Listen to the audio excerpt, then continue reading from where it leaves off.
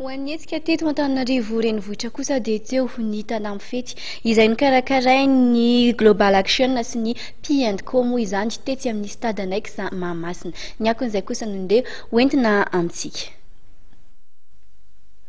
Enimpolo ora fety tsakato ny fanampy napetraka ny mpikarakara ny tanàna fety dia ny Global Action sy ny P&Co no tanterahana ny farany herinandro lasa teo.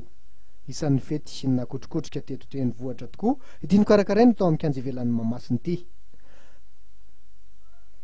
Ny mozika sy ny diny tena nibahana nandritra ny tanàna fety.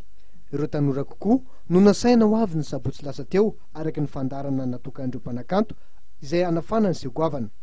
Ny fandimbatsehatra maintsy ry Marion, Rabosa, Samuel, Bransio ary Dadilov. Nivadika ho alim-pandizana kokoa zany rehefa niletika masoandro izay nafanaindreo ho mpikosika kapila mivondrona amin'ny Global Mix, Dago Mix Club ary RDJ Steam. Nakaendrika fety ho an'ny besin'ny maro kosa ny alahady. Eo amin'ny fampisehoana, ny fandimby nanafana ny sehatra Ritsilivo, Melki, Firmin, Dondla, Agrad Skies ary Gedamib. Ifampitana amin'ny hira sy ny dihy vakotrazana kosa ny hirandry Ernest Zanany sy ry Bakmanga.